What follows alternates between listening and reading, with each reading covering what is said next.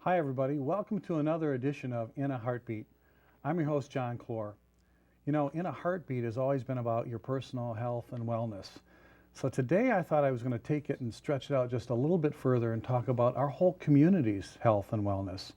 And if you know anything about the city of Detroit, you know that the health of this city has always kind of revolved around one thing, and that's been the auto industry. I've got a really fascinating show for you today. And it kind of relates to the health of our city today and how the city's health was a whole different story, say, at the turn of the century. And to take us there and to take us through what we have really a remaining relic of our once great industry and to walk us through this whole fascinating story, I brought along a special guest, my buddy Joe Babiasz. Joe, welcome to In a Heartbeat. Hi, John. Joe, Thanks for having your me. little work as being an automotive journalist and historian is taking you to some very special places, and I know one of them is a place that's near and dear to both of our hearts, and that's the old Packard plant down on the east side of Detroit. Why don't you tell us a little bit about how in the heck Detroit was blessed with Packard? Well, it actually, while Detroit got Packard in 1904, Right. the story of Packard actually started a few years earlier back in Ohio, where James and William Packard decided to build an automobile. The reason they decided to build that car is that James Packard purchased a Winton car. And the Winton car was, let's say, not quite reliable. Broke and the down. boys, yes, it did break down. It broke down on the way home. The Packard brothers thought they could build a better product, so they went ahead and decided to open up the Ohio Motor Car Company. Their first car was the Model A. It was a two-passenger roadster that was driven by a one-cylinder engine that produced 9 horsepower. It cost $1,250 at the time, the equivalent of about $30,000 today. So it a lot of money. wasn't cheap by any means. Right. And they built a total of 5. During their time in Ohio, they continued producing cars till about 1903 and collectively produced about 350 cars. It's amazing. What brings it to Detroit is a guy named Henry Joy, who was a wealthy Detroit businessman and was really familiar with the Packard motor car and the fact that it was a very high quality car. He initially invested $25,000 in the company, and at that time made a decision to take a ride down to Ohio to convince the brothers to move to Detroit. In his discussion with Packard, he said he had a small group of people that were willing to put in $250,000 if they would move to Detroit. The Packard brothers thought this was a good idea, added another $150,000, and the Packard Motor Car Company was born. It was born in 1902 in Detroit. But at that point, they had a car company and no factory, no place to build their cars. Yeah, and then, you know, folks, if you think back about our history, you know, the whole Detroit area was teeming with over 100 car companies within our Metro Detroit area. And then when Packard came in to the Lower East Side, down on East Grand Boulevard, they were actually in the outskirts of the city. They were actually, Joe, they were not even in the city of Detroit. That was really outside of the city at I-94 in Mount Elliott. That's true. At that time, Detroit was a much smaller city, and this was farmland. The Packard Company bought 66 acres for about $19,000, about $300 an acre, to build their plant. And there was virtually nothing around it at the time. It was strictly nothing but farmland. It was a sprawling facility. I think you have a photo, an aerial photo of the first Packard facility. Now that thing is, look at the size of that plant. Now, Joe, that's all down on I-94 between, what, East Grand Boulevard and Mount Elliott area? It's on East Grand Boulevard and Concord Street. Okay, corner so of East it was Grand and built Concord. by Albert Kahn, who was one of the greatest designers in some of the great industrial buildings in the city. Yeah, now Henry Joy tapped Albert Kahn to design the Packard plant. And Albert Kahn, the first 8 buildings were built out of traditional wood and brick design. And while it worked, it was restricted in that you couldn't go multiple floors or more than 2 floors, and there was thin, small spacing between the columns. Kind of like the Packard plant, which is only a couple of stories high. It's so small. They didn't have the capability to build a building that was strong enough to do that kind of manufacturing. Exactly. But at the time, Albert and his brother Julius were working with something, a reinforced concrete designed pillar. And then Packard decided to try this in their other plants or other buildings at the plant. And starting with Building 9, all of the rest of the plant was built with this reinforced concrete design, and it allowed, in some cases, 6 stories of the plant to be built and expanded. It kind of changed the way we think about car plants. In fact, the Hudson plant, all these plants use this kind of concrete design. But Joe, there was a lot more to the Packard plant than just this giant building.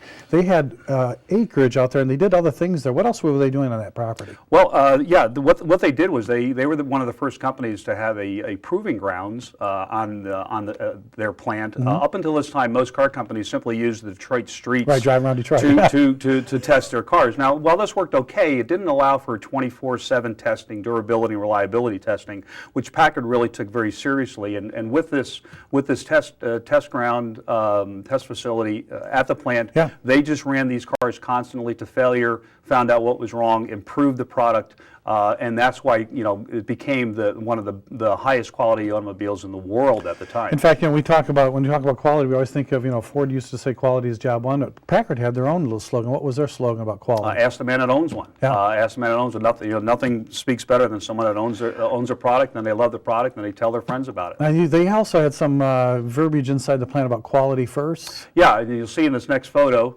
That this is taken, in the teens, and you can see how much the Packard plant had grown at that point. The quality first. They wanted all their employees to remember, and make sure you put quality into Packard's. And Packard grew exponentially. In fact, by 1907, their profits exceeded $1 million for the first time. So this factory went on from the city street all the way back into a long assembly area, and it was pretty much self-contained, wasn't it? It was a self-contained factory. It was 6/10 of a mile long. Wow. It was an extremely long factory. This photo is just a part of it. This was taken in the 20s. Wow. And those buildings still stand today. While they're in very bad condition, the water tower as well as both of those buildings are still up. Now, at this plant, the first car that they built at the Detroit facility after moving from Ohio was the Model L. And this cost $3,000 at the time. That's a ton of money, Joe. $77,000 in today's money. And to give you an idea of just where the Packard stood in terms of its prestige, a Packard at the time would cost 3 times what a Cadillac would cost back in 1903. This was supposed to be the top quality car. It was the top dog in the industry, and and you had to be a very wealthy person to purchase a Packard. Right, built in Detroit, and it was really one of the pride points of the city to have not only all the other small car companies. When Joe was talking about, some of them only made 20, 30, 40 cars. This facility that's still standing today, at least for a while, is new to this whole generation of car companies that wanted to mass produce automobiles and build lots of great cars at a better price. That's true. And one of the things with the Packard plant, when you look back at the factory picture, the early picture, if we can go back to the first photo, if possible, it shows you what a factory or a business does to the surrounding area. When the factory was built, this was farmland. You'll notice that there are houses that surround the plant. The town grew around it. The people that work there walk to work in many cases. Actually, and the thing is with Packard, though, most of the people that worked at Packard, very few of them could afford to buy what they built. That's true. Because it was just such an expensive vehicle. So can you imagine, folks, on the Lower East Side, when you drive through Detroit, you can see all these homes that were built around that era, and you can see that the homes, the businesses, the stores, the storefronts, the barber shops, the cleaners, all of that infrastructure for that entire Lower East Side community came from just this one factory being located there on I-94 in Mount Elliott. Now, Joe, you got some shots from the Detroit Historical Society or for the National Automotive at the NAHC, National Automotive History Collection. That's where most of these photos came from. Were those all Packards, those are all Packards. These are Packards ready for delivery to their retailers. And they had a drive-away program. Not all their cars were driven back to the dealerships dealerships. But in this case, this was an example where dealers would come and pick their cars up and drive them, in some cases, hundreds of miles to their dealership, and then sell it as a new car, of course, although it had 400 or 500 miles on it. But on the plus side, it showed how reliable they were, that the dealers would be able to go in there and say, I know I'm going to get to my dealership in Indiana or wherever it might be. So do you have any shots from inside the factory where the line was actually running? Did they well, yeah, we'll be coming. Yeah, this is a shot of the chassis line. Okay. Now, this was pre-Henry Ford assembly line process. I don't see a moving assembly line. They're just chassis. Yeah, this is what they call station build. Okay. And in station build, what happened is they would bring all the chassis together, and people would go from chassis to chassis, assembling it to completion. Right. And then at some point, once the chassis, the engine was in and the suspension was in, they'd then move the chassis to the next station where the body would be installed, or the wheels and tires. You'll notice in that photo that the chassis are on some kind of dolly system, that when they're completed, they'll be moved to the next station. Joe, I also noticed that as opposed to many of the plants today, the roof of that Packard plant had all glass windows, so you're all using natural light rather than trying to power it through electricity. Is that a pretty common thing back in the day of those old factories having all glass roofs? It was very common. Ford actually, the Ford Highland Park plant was called the Glass Palace because of so much glass, and most of these factories wanted to use a lot of glass. It kept the cost of lighting down, and it allowed the natural lighting was just a better lighting to assemble the cars with. So from looking at the pictures and from what everybody knows about the auto industry for years, you'd think it was just a very dirty, tough, demanding job where you had to be a young, strapping male to be able to work in an auto factory. But Joe, you have evidence that shows that women played a key role in many of the auto industry, including Packard. Yeah, this is a shot probably in the teens somewhere, just based on the style of the seat. You see a woman on the right side, and she is starting to put the fill in prior to the seat cover going on. In all probability, that fill was horsehair. It was very typical to use horsehair as fill. They didn't have foam at the time. And so she's getting the seat ready. Wow. And when she's finished with that, we go over to the woman to her left facing us. Okay. And you might see in there that she's holding a tack hammer. The seat covers were stretched over a wooden skeleton, for lack of a better name, where that she would have to put as many as 100 tacks into a seat cushion to put the seat cushion onto that. And so they would do that 8, 9, 10 hours a day. Standing on their feet. Standing on their feet, and there's certainly no air conditioning. Pretty tough working conditions. Yeah. But it does show that women, were a key part of the auto business way back 100 years ago. Absolutely. Now, in this next photo, when we talk about, how they tried to get some assembly work done by machines or cranes, or what's going on in this picture? It looks like it's not an assembly line, but they're doing some work on the body. Well, it is the assembly line. This is actually the body shop in the 30s. A couple of fellows standing there waiting for the next cars to go by. This is at the point where assembly line process had been perfected, and the cars would move down on a conveyor. Interestingly, you'll see a box on the floor, and in that box would be soldering rods where they would use to do metal finish work and finish off the body seams. Wow. Today, you couldn't use that. You wouldn't be able to use solder. The EPA would not allow it. But way back when, you would use solder and a torch. Must have been pretty hot. And this is again during the 30s. At this time, it was the economy, the depression was really hurting Packard. And at the time, Packard sales fell from 50,000 to 7,000 units in 1934, probably a little bit before this photo was taken. Packard then decided, in an attempt to try to build profits, to produce a Model 120 or a low-cost car. The first Packard that was sold for less than $1,000. While it helped make them a little bit of money, a lot of people thought it wasn't the right thing to do for Packard because it cheapened the brand. And what does it do to your branding? It did cheapen the brand, but it did allow them by 1937 to sell for the first time over 100,000 Packards, something that didn't happen again until 1949. Well, when you consider the auto industry in the Detroit area in the 1930s or just before the Depression, you can really see that this industry had really driven people from not just from all over the United States, but really from all over the world to come to Detroit to work in the body plants and the car plants. And this work that you're seeing here on the factory floor, I mean, this is the typical of the kind of hard labor that went into building a car. I mean, a lot of people don't understand why the UAW and our unions came to pass.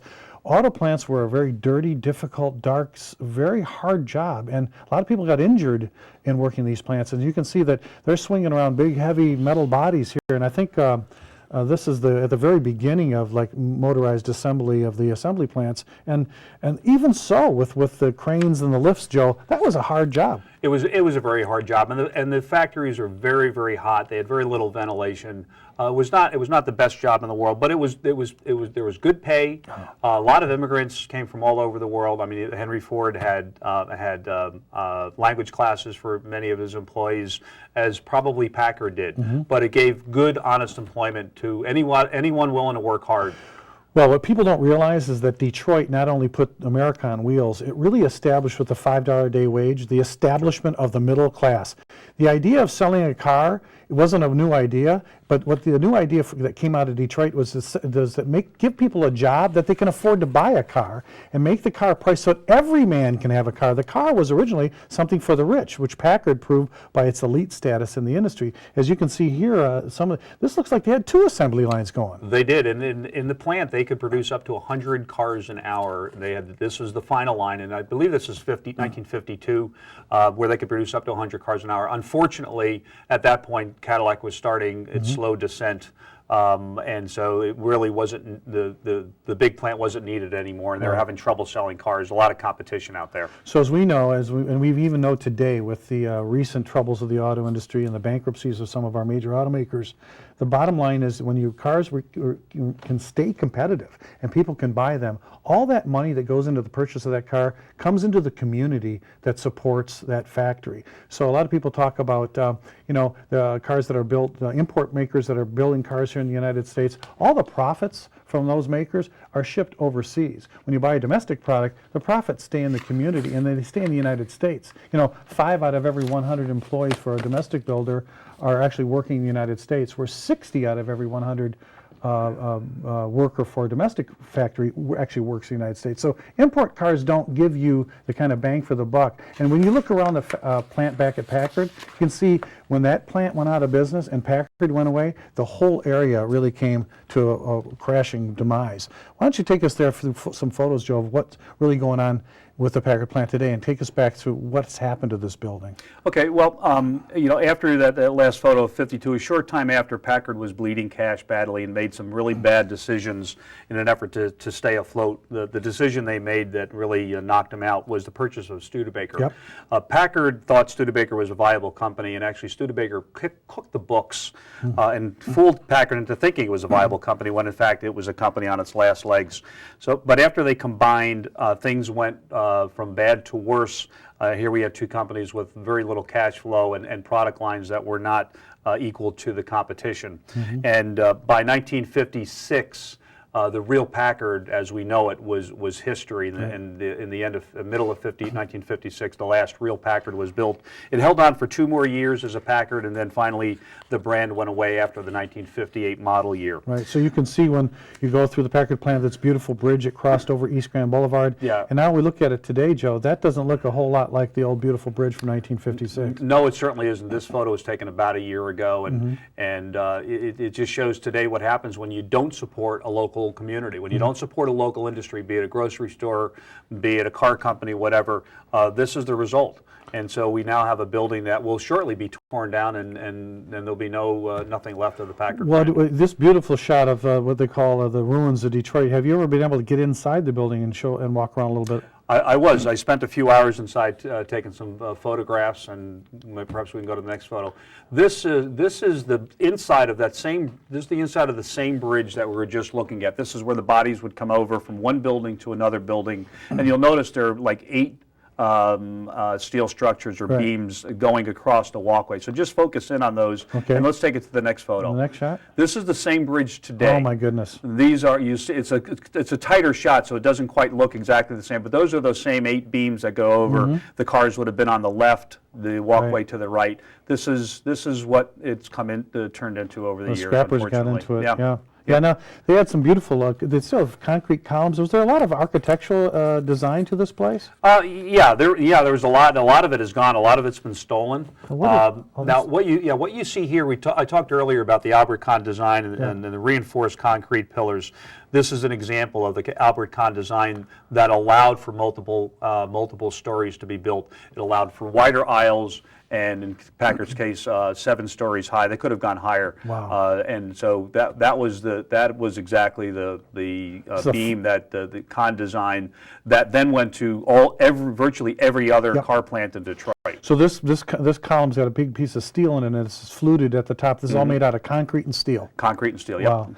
Now, in this next shot, Joe, when you take us to the, I mean, that is back along, is it Concord Street? This is a shot of the factory, just showing one side of the factory as you go along Concord Street. Okay. It'll give you an idea of how long this plant was. It was 0.6 of a mile long. So it's over half a mile to get Over from half one a to the mile long, And when yes. you look at the other direction, let's see what this next shot looks like. That's This the other is the other side, yeah, Oh my. and that's the bridge. On the right side of the shot, you'll see the bridge there. So this will show you the length of this place. It was massive, about 3.5 million square feet when it was. You can see why the footprint of this factory has really supported the entire Lower East Side of Detroit. Now, you said you even got into the administration building? I did. This is the main administration and engineering building. This would have been one of the main lobbies, and at one time very ornate, probably a lot of tile work and wood. Looks like and yet it's been all stripped out? it's all been stripped. You can walk in there, and there are no doors. You just walk through. It's not very safe, but it shows a bygone year that is unfortunately no longer with us. Any other remnants you could find when you were in there of the original Packard, maybe some kind of logos or something, a lettering, anything you could find? Well, we had there's a shot, if we can go This to next shot? the next shot. Well, this will show, this is still the other side of Concord Street. Okay. These are, the building, it's still there, again, in very bad repair, and the water tower. And I think there's a shot, the next shot. Yeah. There's the water tower. Wait a minute. Yeah, I think I can see, Joe. Let's see. It looks like a logo above the graffiti? Yeah, that says Packard. Many years ago, the word Packard was painted on the water tower. I see it. And the witness mark is still there from it. It is very well faded, but again, from another era. Packard wanted to let the world know this is where Packards were built. Right. So when this factory went under, it stayed vacant for many years. Eventually, there was no other uses for it. It really decimated the whole neighborhood. The business moved out. The people moved out. There were no jobs. When the auto companies moved their plants down south, or we started buying cars from overseas, the whole neighborhood really suffered. The whole area from, say, Gratiot and East Grand Boulevard down below Mount Elliott, the entire area is really kind of just mirrored what happened to the plant. Have you walked through that area a little bit and seen a little bit? I have, and these are houses that you see now burnt out that were probably Packard employees' homes at one time. Right. Very proud workers of the Packard car company that could literally walk out of their house and within 1 minute be at their workstation, putting in 8 or 10 hours at the Packard plant. Today, they're burnt out houses, shells of houses, boarded up houses, empty lots. And again, this is a real good indication when you don't support a local business, the neighborhood goes just as the business does. So the Packard name is not wiped completely from the face of the east side? Well, not really. I mean, it is. There's a Packard motel that will still show the name, but that's all that's left in the local area. This is right across the street from the plant, and it is still an open motel. Really? It is. As of about 6 months ago when I shot that, it was still a motel that was being used. So the Packard name is still there. In fact, someone has purchased the rights to the Packard name out in Arizona and has produced a prototype Packard and is looking for people to get the Packard car company back. Unbelievable. Joe, give us a little bit of a brief little snapshot here of what we're looking at now, that this plant is not going to be standing. This is our chance as Detroiters to go witness what the auto industry has meant to us as a community. And when you get a chance to drive through the Lower East Side, you can take 94 to Mount Elliott, and get off at left at Mount Elliott, and the first light would be East Grand, turn left there, and you'll see this. But I understand now that the city, after 50, 60 years of this standing in ruin, has now found the owner, and this will be destroyed and completely leveled, or what's the story on this current plant? Yeah, the current owner has stated that he actually is tearing it down. He started tearing it down. A few of the buildings are gone. I don't know the time frame for the rest of the plant to be torn down, but he is tearing it down. He does want to sell the property. It is for sale today. Yeah, but again, when for those who might want to drive through it or past it, you have to remember that about 1.6 million Packards were built in this plant. It had a peak employment of 40,000 people. Wow, they all lived 40,000 people worked there, were gainfully employed, spent their money locally. It made a community, and unfortunately the community went away, as did the Packard Car Company go away. It's not just the health of the community there. Think about those 40,000 employees. When they got off work at the Packard plant and they walked home, they took the bus home, or they walked into their neighborhoods. There was a grocery store, there was the local tavern, there was the cleaners. There was every small business that supports a community was also there. When you see all those houses there and they're vacant, all those businesses are vacant too. So it wasn't small business so much, Joe. We talk a lot about our economy being started by small business, but isn't there something big about when you have something that anchors a community, that then the small businesses don't come in there on their own? Right. It's kind of like someone building a shopping center. The small businesses won't sign up for the shopping center until an anchor store is in there. Okay. When the Kohl's or the Macy's show up, right, then the little stores know that, well, people will now come through the doors. I better open up my store. So we need to have those big anchors, those large companies, be it a Macy's, be it a Ford or a General Motors or a Packard plant. We need to have those big companies supported by the local community that will then build the small grocery store, that'll build the dry cleaner, that'll build the gas station, and the town grows and the tax base grows. Everyone wins. So it is so important to support local industries, and also on a larger scale, domestic industries, if at all possible. We can do that today. Okay, now Joel, when you go downtown and you see, maybe you'll go to Dearborn and see the Henry Ford Museum, see there are over 100 automakers in the city. How many auto plants do we have within the city limits of Detroit today? Well, there's really one or one and a half, one and a third. We have the Chrysler plant off of Jefferson, right in Connor, and we also have the GM Hamtramck plant, which is mostly in Hamtramck, but a small part of it is actually in the city of Detroit. But that's it. The rest of them are gone. Yeah. And I will suggest that there's enough empty space in Detroit right now that if GM, Ford, or Chrysler wanted to build a plant or plants, they can certainly do it. And I'm sure Detroit would love to have it, and there's plenty of people that would love to have a job in the auto industry again. Absolutely. Germany has a wonderful auto industry, and they've been making a lot of money buying wonderful lifestyles for their entire population. A German automaker makes about $70 an hour converted to US dollars. And today, with our recent union concessions, we're making about $30 an hour in our plants. It's a really good thing. I don't know why people get upset that the blue-collar workers are able to make $30 an hour, because by supplying good middle-class jobs to people that maybe aren't equipped to go to college, we really are generating our economy. Detroit, when you think about the health of Detroit now and the health of Detroit, say back in 1930, 40, 50, is a whole different place, and it's really because of this investment in our business, like the auto industry. So what would you say if you had this one last chance to go and drive through it? This is the time to take a look and kind of appreciate where we've been.